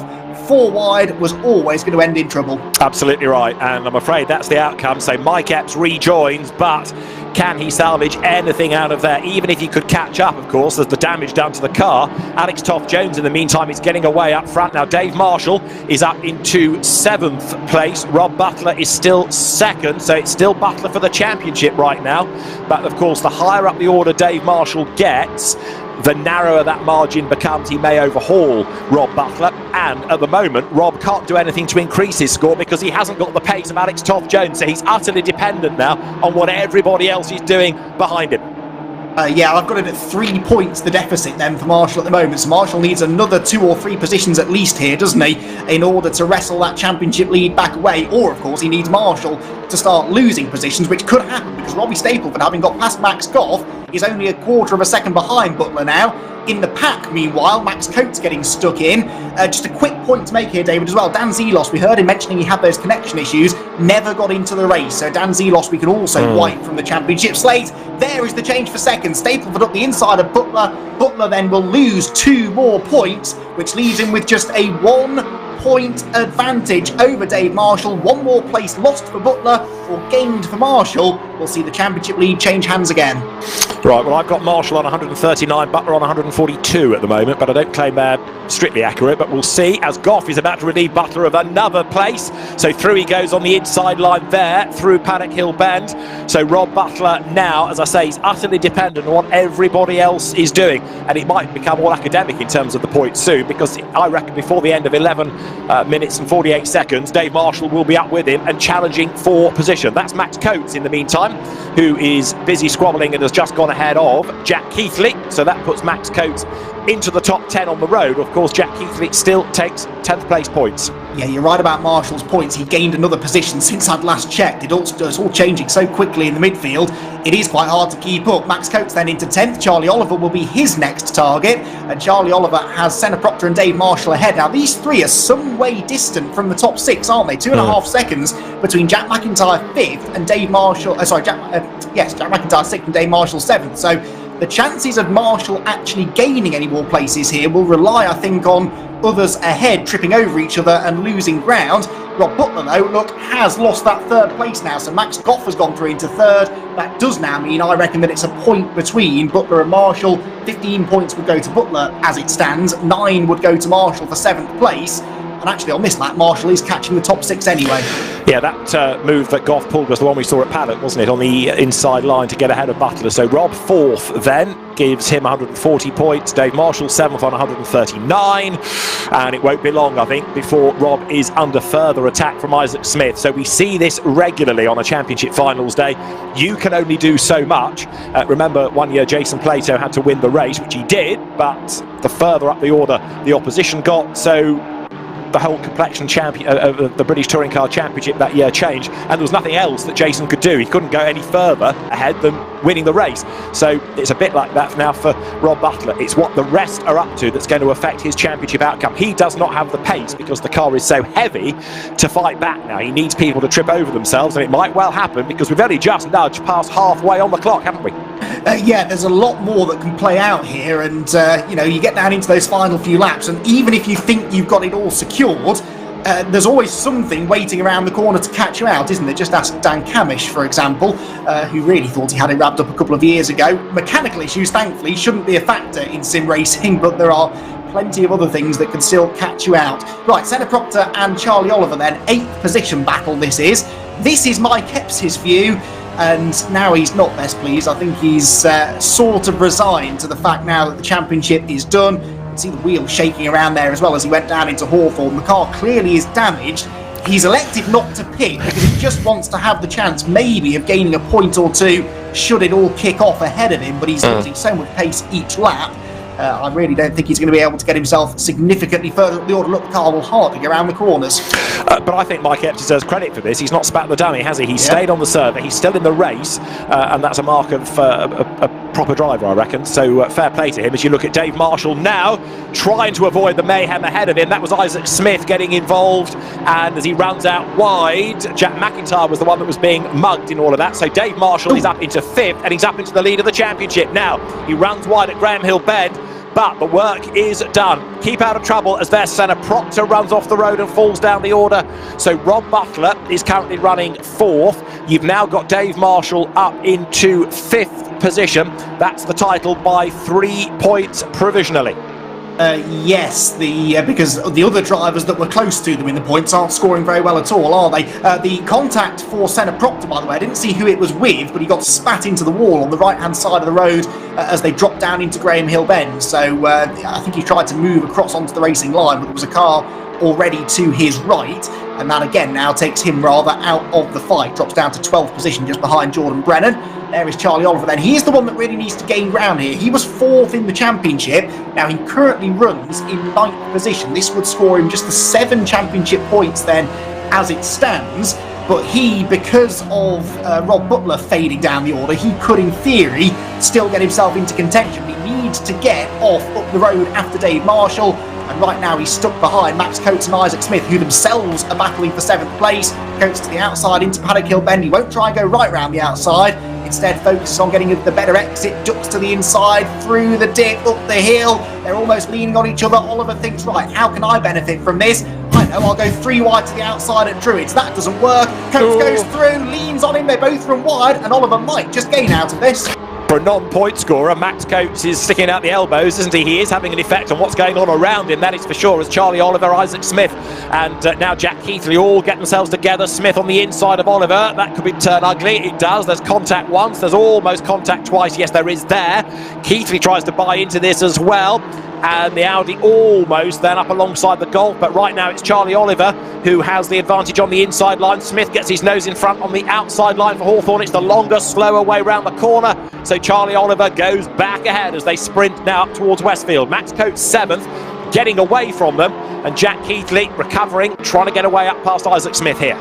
Yeah, brilliant battling here, isn't it? And this is the great thing about this circuit. It's not easy to overtake here, but when the chips are down and the championship is literally on the line in this race, the drivers always find a way, and you get lots of situations like this where a pair of drivers will start battling, and because it's such a momentum circuit, especially around the back, it just stacks the whole next group of cars up together, and it creates this really dramatic racing with so much on the line. 2 Hondas at play now. This is Max Bird with Senna Proctor, 2 drivers who arrived here at Brands Hatch with a mathematical chance of the championship. Max Bird was the last driver, in fact, who could still have won the championship coming into this race. We only, for what it's worth, managed to go from 14 to 12 championship contenders after race number 1. So we still had 12 drivers that could have done it, although the top few had built up that nice little margin, hadn't they? Dare I say it here, things may be starting to calm down for the time being, in the midfield at least, and the head of the field, Toff Jones, still enjoying a 2.7 second lead. Let's not forget Alex Toff Jones here, because amidst all of the championship drama, he has just got on with it, hasn't he? And looks good for a pretty dominant win. And that would be another first-time winner. So even as we get to the last round of the championship, there are people. Dave Marshall was one, and he's dropped back behind Rob Butler, as we saw, but he's there on the tail of him now, so he's ahead on points. He wants to be ahead of him on the road. Dave was a first-time winner earlier on in the day as he heads towards the championship, seemingly. Alex Toff Jones could be another new winner as well. Right, Dave Marshall then to cement the championship, getting ahead of the man that came into this race as the championship rival, the championship runner-up. He is currently going to be, seemingly, Rob Butler. He was the leader at the start of the day. Dave Marshall all over him like a cheap suit now as they come down towards Clearways. Is he going to be able to make a move to the inside? Not this time, he's not, but of course, if he's playing the points game here, he will know he doesn't have to get ahead of him. He can just sit there and bank the points. But now, Andy, the move comes. The lighter car of Dave Marshall goes for the inside. The move starts at Clark Curve. It should finish at Paddock, and it does so. Dave Marshall goes through. He gains the place to further enhance the fact that he's on target for the title. Yeah, Marshall's car just turns so much better through Clearways. It's over a crest, that corner, so the cars naturally want to understeer wide, and that is definitely what happened there to Butler in the extreme, and it allowed Marshall through. That was a crucial move because Butler could have, if he wanted to, could have backed Marshall up, couldn't he, into the next group of cars and hope for something to go wrong to his big championship rival. But full credit there, they raced cleanly, and Dave Marshall knew that was still quite an important move to make. Alex Toff Jones, best of the season prior to today, a 5th. There he is leading the way then. Robbie Stapleford, a winner, is up to 2nd. Max Goff, an inherited victory he had, he's up to 3rd. Dave Marshall 4th, ahead of Butler, McIntyre, Coates, Oliver, Smith and Keithley. Lower down, Senna Proctor versus Stuart Lyons, real world drivers. So to pick up on a point that was being made by Dave Marshall earlier, he wants to win the sim championship element of all of this, but he could of course be the overall, should be the overall champion, which would be quite something against a pretty good lineup, it must be said, of real world drivers. One make champions, touring car race winners. There on the inside, Jack McIntyre goes ahead of Rob Butler. This is where it all unravels for Butler. The weight now is telling. He's falling further and further and further into the pack. Yeah, you just didn't ever want to be carrying that maximum ballast here at Brands Hatch, did you? And it's really going to cost Butler here. I think it's cost him 5th place in the race now. It costs him 6th, although with Max Coates going through, as we've documented, that doesn't actually affect the points. Charlie Oliver, though, is catching him, and Charlie Oliver is on course here, I reckon, to take 3rd in the championship, because with Mike Epps out of the points and Jack Keithley well down the order as well, Charlie Oliver is going to salvage, I think, a top 3 position in the championship, which again is not to be sniffed at given how strong the lineup is. You mentioned this mix of quick sim drivers and quick real world drivers, but the real world drivers that we have in this championship are also very good in the sim, so they're the best of both worlds. They've got the real world experience to put with a knowledge of sim racing, and that's what's made them such a formidable group of drivers for the sim racers to beat, and it's part of what's really made this season such a real pleasure to cover. The racing between the two classes, in inverted commas, has been so good.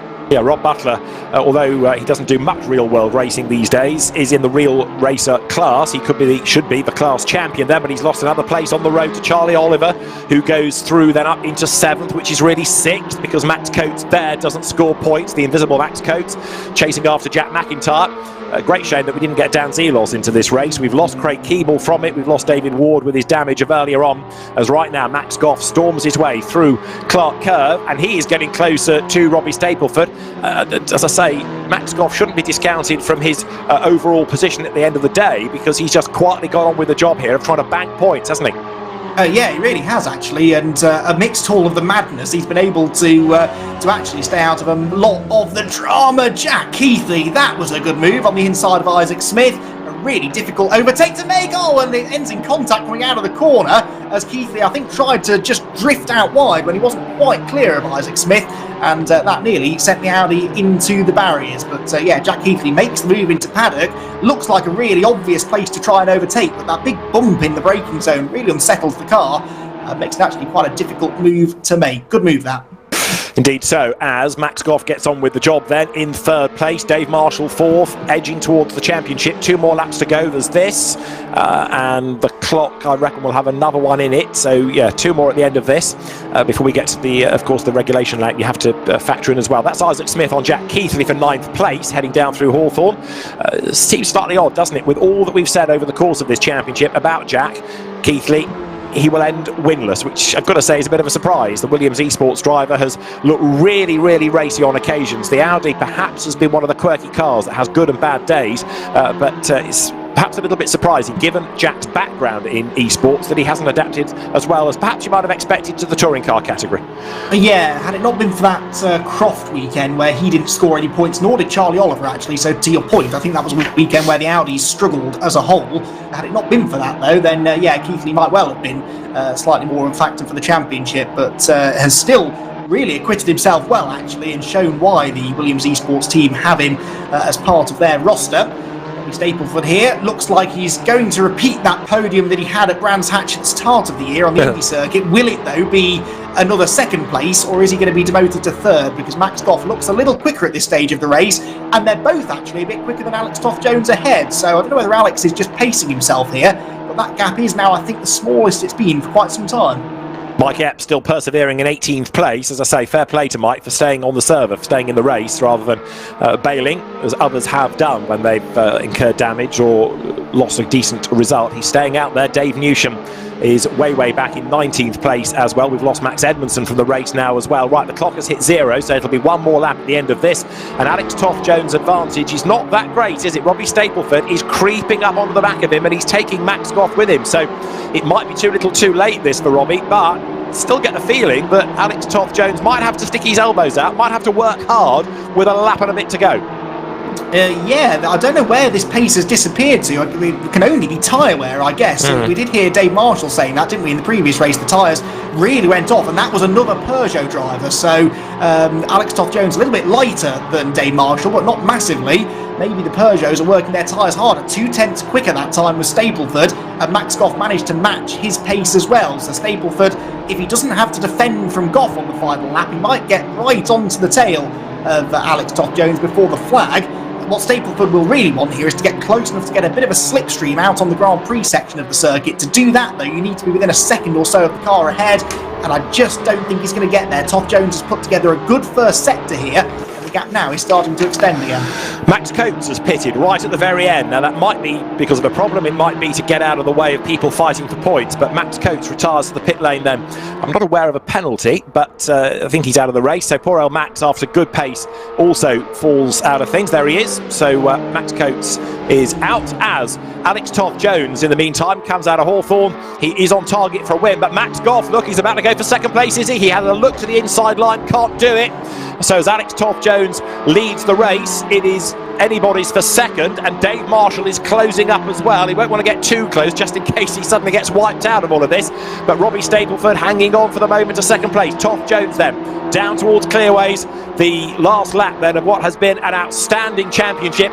Yet another new race winner coming our way. Alex Toff Jones then turns his way through Clark Curve, round 16 of the MSL FastR Touring Car eSeries with PowerMax Racing, powered by VRRC, is won by Alex Toff Jones. The championship is won by Dave Marshall, 4th over the line. A brilliant season. The race behind Alex Toff Jones, it was Robbie Stapleford and Max Goff. Dave Marshall takes 4th ahead of Jack McIntyre, then Charlie Oliver, Rob Butler, Jack Keithley, Isaac Smith and Jordan Brannan to round out the top 10. Max Bird goes through 11th ahead of Martin Richards. Action right the way through the field. You've got a feel for Mike Epps, because for much of the season he's always been championship leader, Mike Epps, and yet when it counts, even with a lighter car, it was just not his day. Damage done early in this second race. He's going to make it to the line 17th. It should have been, it could have been a whole lot better. Fair play to Mike Epps for sticking at it rather than retiring from the race, but you could argue that wherever he ends up in the championship, it isn't fully representative of what he showed. But that was some race, kept us guessing right the way to the end. Lots of good drives. We'll discuss driver of the day in due course. The race result then, Alex Toff Jones takes the victory ahead of Robbie Stapleford and Max Goff in 3rd. It's Dave Marshall for 4th ahead of Jack McIntyre, and then Charlie Oliver from Rob Butler, Jack Keithley and Isaac Smith. So the timing screen is updating itself as people are disconnecting. So what you have there is a slightly distorted view, but it's Alex Toff Jones, Robbie Stapleford and Max Goff, the top 3. Dave Marshall as our provisional champion as well, and hopefully we'll be able to have a word with all of them in the interview booth. There are, of course, a few incidents to look at and a few numbers to be crunched. I think we're pretty much convinced with what we've got. One thing we can definitely say, a race win for the first time for Alex Toff Jones, and he is with Andy McEwan.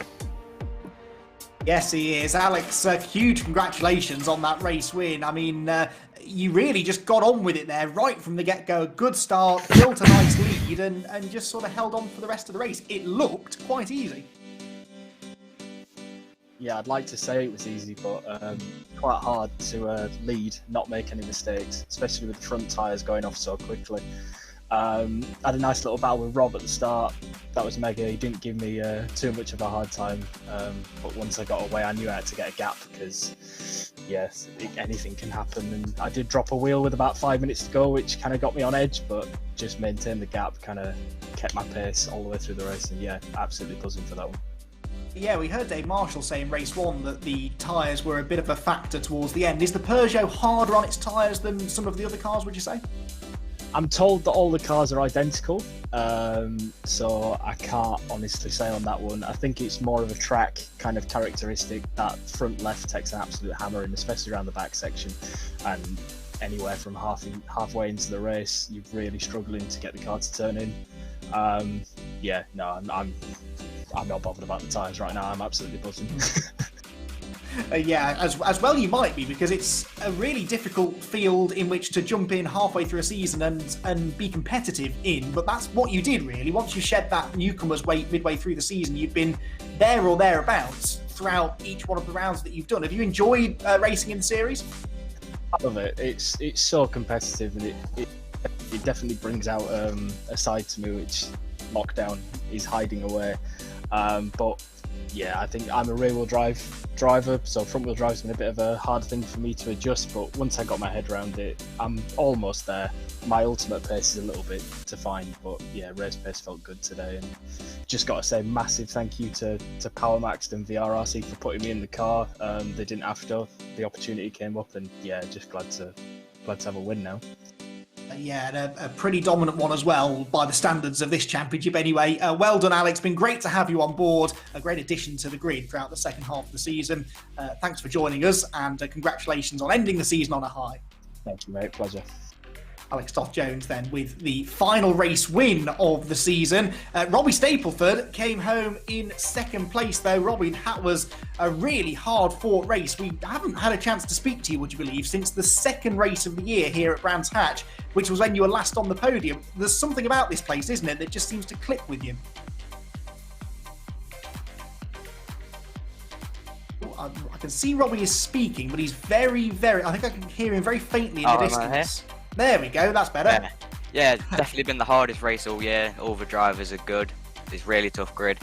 And yeah, clearly podium's like given to me at Brands Hatch. So yeah, really good race. Second race, just didn't have the greatest first race. Just dropped back too much at the start and just lost positions. And I just had to make my way back up. But got a good reverse grid and then battled with Isaac a bit at the start and then just tried to chase down Alex towards the end, but just didn't get close enough on the last lap to try and fight with him for first. But yeah, well done Alex, and yeah, good way to end off the season. Yeah, I mean, you've been a model of consistency all season long, really, which is why you were still in championship contention, despite having not been on the podium for quite a while. And actually holding off Max Goff at the end for second place in the race has earned you third place overall in the championship by just a single point. I mean, that's got to mean quite a lot to you. Yeah, definitely. All the hard work finally paid off in this, and saying I'm only 14 racing with some of the big boys in proper racing ain't too bad, really.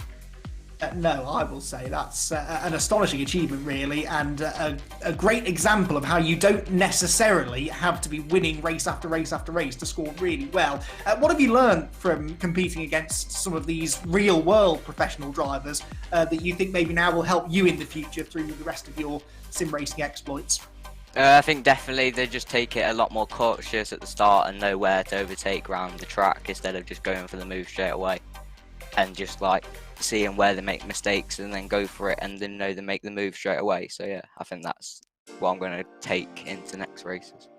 Yeah, well, good. I'm glad to hear you have taken something away, because it's a rare opportunity that you guys get to race against these drivers. So glad you've enjoyed it. We've really enjoyed watching you, and yeah, not a bad way to bookend the season there with a pair of second places. Yeah, definitely. Thank you. I just want to say thanks to Dave Marshall for all the coaching and for setups and everything, and thanks to my mum and dad. Yes, indeed, and I think Dave's going to be quite a popular driver coach, isn't he, now that he's added the championship to his resume. Well done, Robbie. Congrats on the second. Yeah, thank you. Robbie Stapleton then with a second place finish, and the man that was really pushing him hard there at the end, Max Goff. Well, Max, you were another one of our 14 drivers that could have won the championship at the start of the afternoon. We've got you 7th at the end of the season provisionally. Not a bad effort at all, that is it? Yeah, not too bad at all. I think it was the Silverstone races that really hurt me, but no, it was good today. The start was a little bit messy. We might have lost Max Goff. Max, are you still with us, or have we lost your connection? Yeah, still here, I think. There we go. Yeah, I think you cut off halfway through that, but yeah, it's been a good season for you. Like you say, Silverstone didn't quite go to plan, did it? But I'm sure you, like everyone else, have really learned an awful lot over the course of the season. Yeah, it's been really good, especially with the Riggs guys. They've been good. It's good to have teammates. I think Rob won the Drivers' Championship, or the Real World Championship, so big congrats to him. I know he was pretty nervous starting from P1, so yeah, he pulled it all together in the end.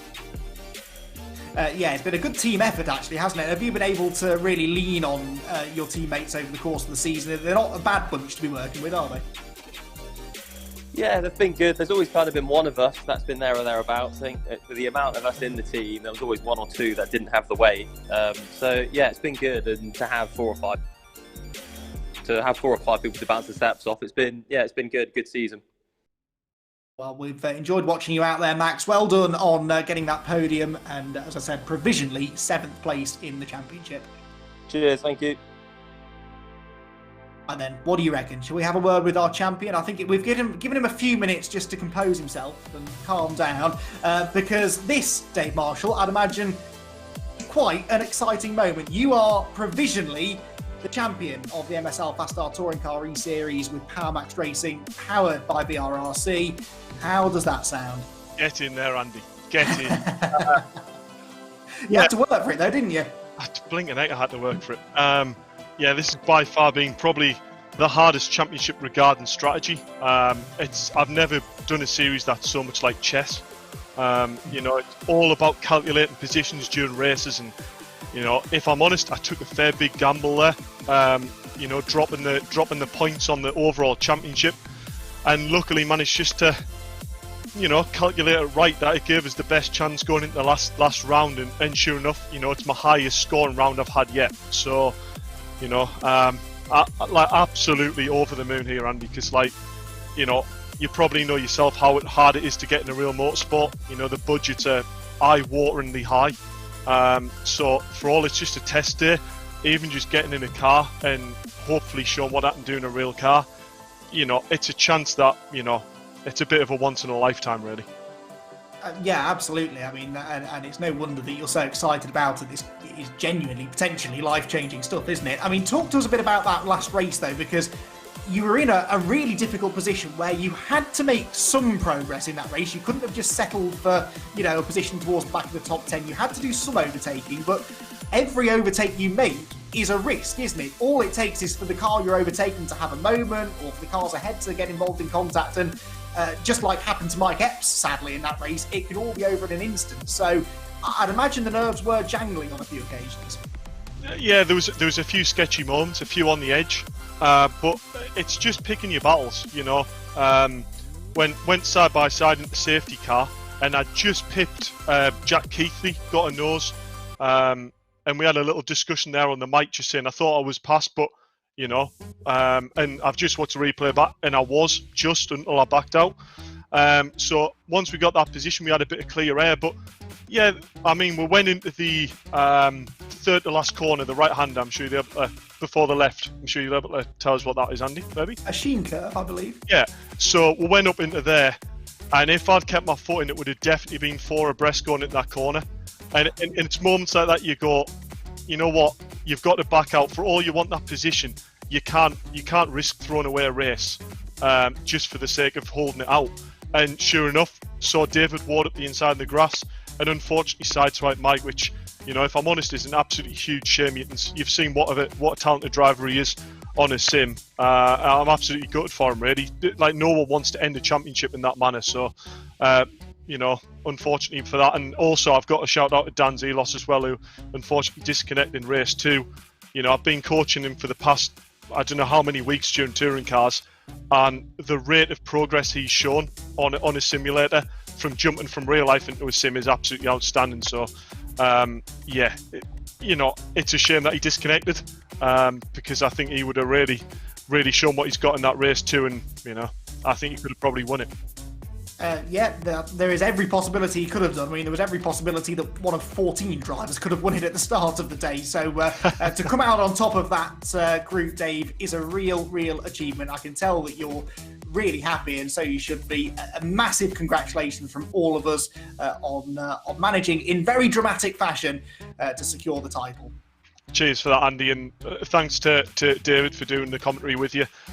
You know, it's a very professional outfit, this, and it's been a great championship to be part of.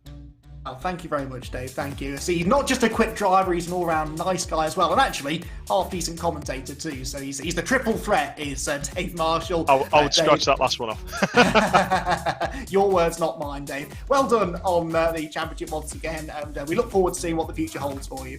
Cheers. Thanks, Andy. Cheers, David. You have it then, David. Championship all wrapped up.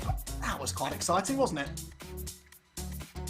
Oh, hang on. I'm sorry. I'm just being told Rob Butler has, yes, he's snuck into the comms box. We have a word with our championship runner-up. Sorry, Rob, I didn't see you lurking in the corner there. But the second place in the overall championship. But more importantly, Rob, you are a real world champion as well. I suppose you'd have liked to have won it outright, but that really was the goal, I guess, wasn't it? Securing that real world title. Yeah, absolutely, Andy. When you race with guys like Dave Marshall, who you say is a nice guy, he's one of the best humans I know, and he's one hell of an alien on this thing. To be here and to be back, it's just the sim racing stuff has given me a new lease of life and fulfilling my missing hole as a racing driver. So yeah, to be here, to be second in the championship, real world champion. I had to fight today with Everton. I had to pick my fights and carry the weight, and you know, I never stopped believing, although everybody else didn't think it was doable with the weight in this week of testing. I qualified P20, and yeah, I'm sitting here as the real world champion. It's one hell of a day. And so easily, as I was saying to Dave Marshall just now, it could so easily go wrong out there, couldn't it? I mean, I think that's one of the things that maybe viewers watching at home might struggle to wrap their heads around, just how close to disaster you guys are out there, especially in these reverse grid races, and you were laden with all of that ballast. It gets so chaotic out on circuit, and there just isn't the space for you all. So I'm sure you, like everyone else, had a few heart-in-mouth moments out there that time. I think my heart was in my mouth from when I woke up this morning, to be honest. You know, going in as championship leader, you know, the goal from the start of the year was to be real world champion. I've raced Dave for 12 months now since I started sim racing, and I know how fast he was, and you know, there's so much on the line out there yeah, look, I'll never claim to be the best sim racer in the world, but if I can win my class every week, it's most important. But disaster, you're like the slide. It's not like real life where, you know, bumpers deform when somebody touches you. It's like hitting brick on brick, and it just fires you off. So you have to be really, really careful. And yeah, I had a good group of teammates around me that, you know, made sure in race one that I was as protected as I could well be, given where I started. So yeah, it's been amazing. We've the team as well that we set up for this championship, Riggs Esports. We've won our first championship at our first attempt, so incredibly proud of all the guys involved. We wouldn't be here without the help of Jordan, Max G, and Isaac. And a massive thanks to you guys for the commentary, and Rich, FastR, MSL, everybody involved. Thank you very much.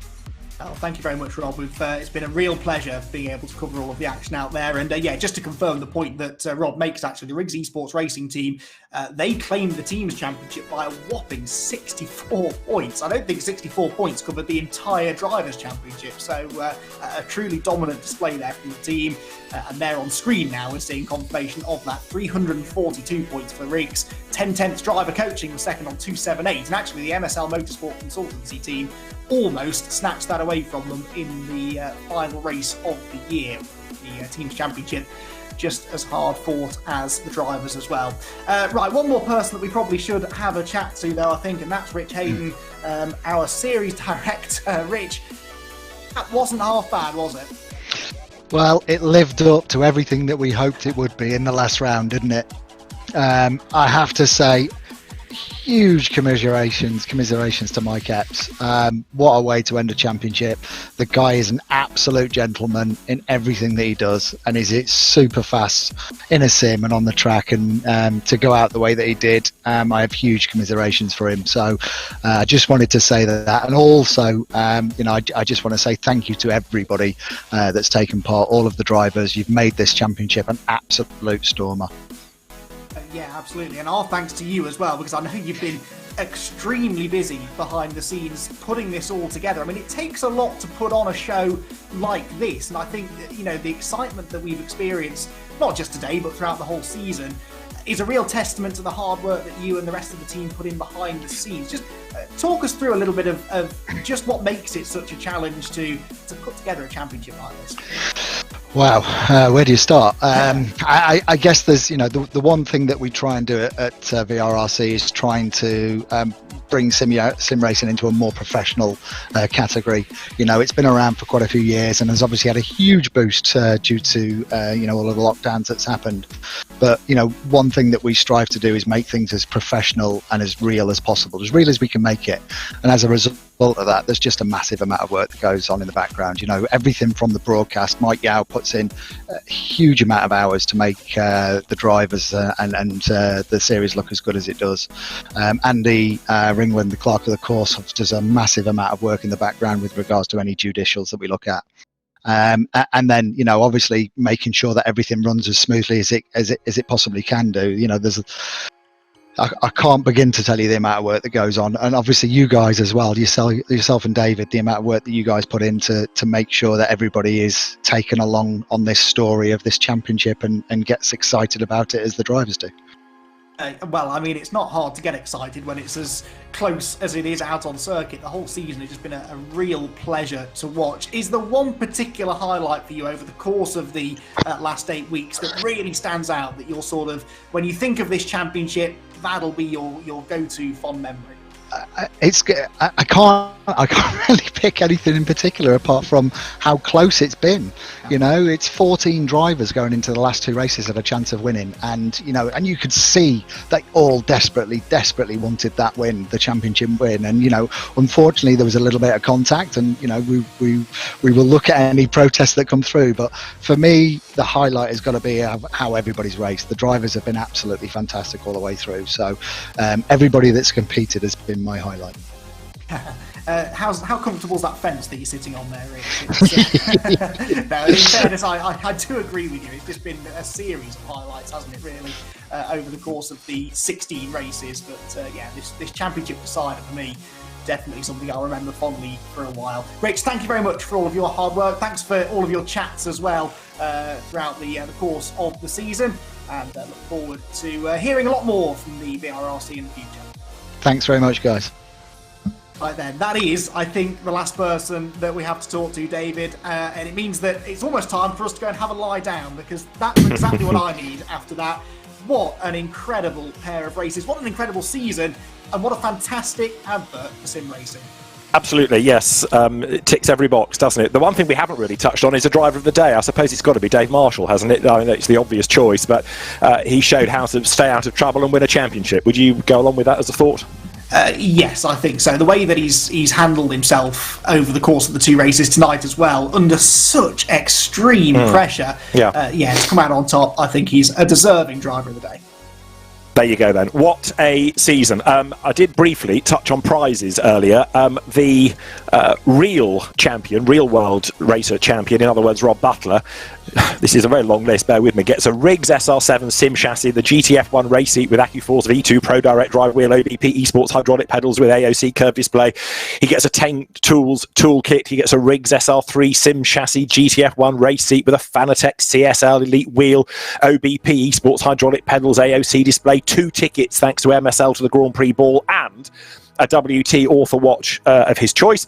The sim champion, the overall champion as well, Dave Marshall, he gets, cop this, a full test in PowerMax Racing's Volkswagen Racing Cup car, a motor drive seat, custom stitched, courtesy of Joyce Design, custom wrapped to the rear, an AccuForce version 2 Pro Direct Drive wheel, a pair of VIP British Touring Car Championship passes, and a 1-hour sim session times 12, so 12 1-hour sessions courtesy of the VRRC. And every full season entry gets a voucher for an hour sim session in the VRRC sim truck. Fingers crossed that's going to be at a British Touring Car Championship round, because when the gates can open to fans, the intention is that VRRC has a presence on site, and not only can real world drivers take advantage of a simulator between sessions, so can you as well. So to Riggs and to all of the other championship sponsors, a big vote of thanks as well, and also thanks to Max Coates, who hasn't just been racing, he's also been busy looking after social media and also getting some of these prizes as well. So we've had a wonderful season, thanks to, as I say, to MSL, FastR, PowerMax Racing and the VRRC. Also, thanks to the sim community for welcoming an old dinosaur like me into your world. Real world touring car fans will meet again on the 8th and 9th of May. Thruxton, ITV4's coverage of the British Touring Car Championship kicks into life, and I hear it's very good. In the meantime, from Andy McEwan and from me, David Addison, thanks for your company in a season in which Rob Butler was crowned as the real racer champion, and Dave Marshall, the sim and overall champion at the end of a stunning season in the MSL FastR Touring Car eSeries with PowerMax Racing, powered by VRRC. Bye-bye.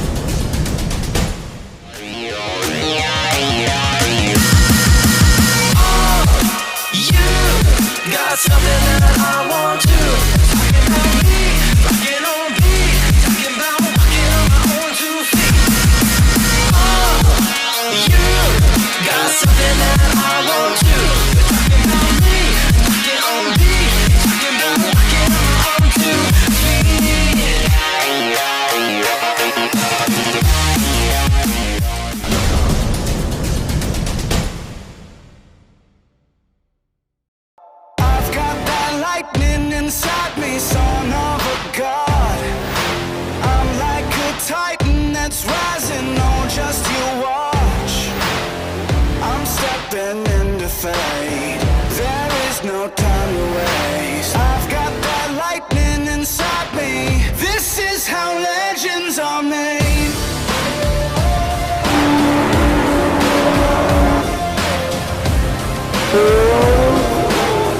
This is how legends are made.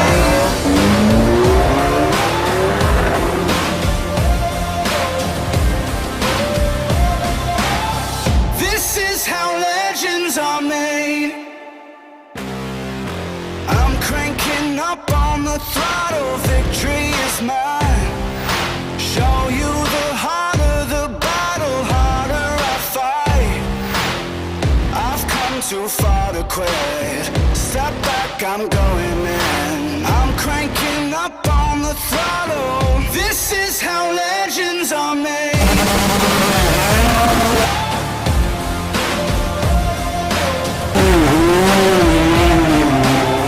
This is how legends are made.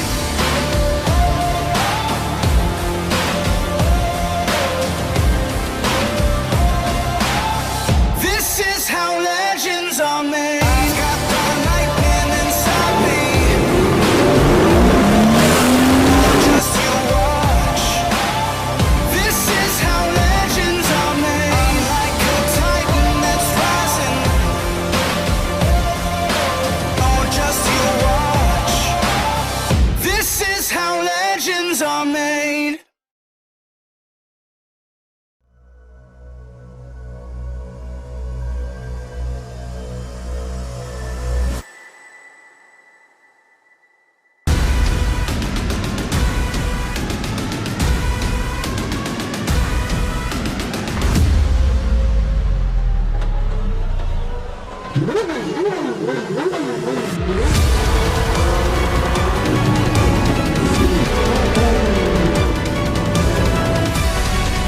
Between the two of them, the inside of Coates, Parker gets too heavily involved. And that's Whitehead and Coates.